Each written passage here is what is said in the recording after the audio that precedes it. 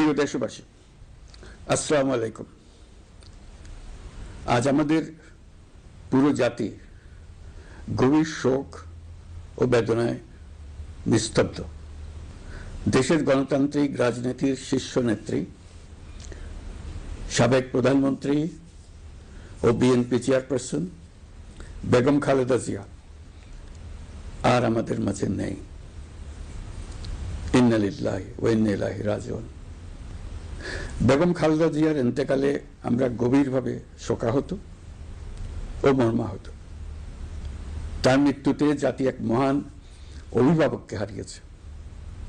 এই গভীর শোকের মুহূর্তে আমি তার পরিবারের সদস্যবৃন্দ, রাজনৈতিক সহকর্মী এবং অগণিত কর্মী সমর্থকদের প্রতি সমগ্র জাতির পক্ষ থেকে আন্তরিক সমবেদনা জানাচ্ছি।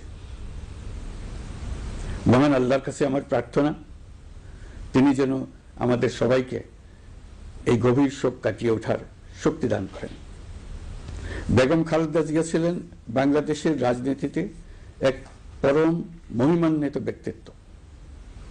গণতন্ত্র, বহুদলীয় রাজনৈতিক সংস্কৃতি এবং জনগণের অধিকার প্রতিষ্ঠার সংগ্রামে তার অসামান্য ভূমিকা ইতিহাসে অম্লান হয়ে থাকবে।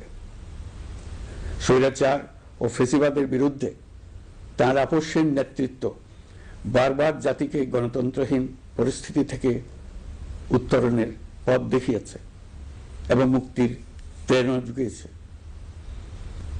দেশ ও জাতির প্রতি তার সমুজ্জ্বল অবদান জাতি চিরকাল শ্রদ্ধার সাথে স্মরণ করবে। তার দীর্ঘ রাজনৈতিক যাত্রা, গণমুখী নেতৃত্ব এবং প্রিয় মাতৃভূমির স্বাধীনতা ও সার্বভৌমত্বকে সমুন্নত রাখতে তার অবিচল ভূমিকা অবিস্মরণীয় হয়ে থাকবে।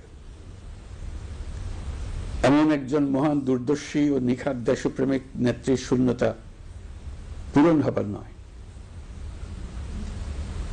প্রিয় দেশবাসী, এই শোকাবহ মুহূর্তে আপনাদের প্রতি আমার উদাত্ত আহ্বান, আসুন আমরা সবাই যার যার অবস্থান থেকে মহান আল্লাহর দরবারে বেগম খালেদা জিয়ার বিদেহী আত্মার মাগফিরাত কামনা করি। একই সঙ্গে জাতির এই কঠিন সময়ে আমরা যেন ঐক্যবদ্ধ থাকি। শোকের এই সময়ে কেউ যেন অস্থিতিশীলতা বা নাশকতার অপচেষ্টা চালাতে না পারে, সে বিষয়ে আমি সবাইকে সজাগ থাকার আহ্বান জানাচ্ছি। এই সময়ে আমাদের সবার দায়িত্বশীল ভূমিকা পালন করা অত্যন্ত জরুরি। প্রিয় দেশবাসী, সাবেক প্রধানমন্ত্রী বেগম খালেদা জিয়ার মৃত্যুতে আমি 3 দিনের রাষ্ট্রীয় শোক এবং আগামীকাল তার নামাজে জানাজার দিনে একদিনের সাধারণ ছুটি ঘোষণা করছি। নামাজে জানাজা সহ সব ধরনের শোক পালনে শৃঙ্খলা বজায় রাখার জন্য আমি সবার প্রতি বিনীত আহ্বান জানাচ্ছি। প্রিয় দেশবাসী, আমি জানি আপনারা সবাই এই সময়ে অনেক আবেগাপ্লুত।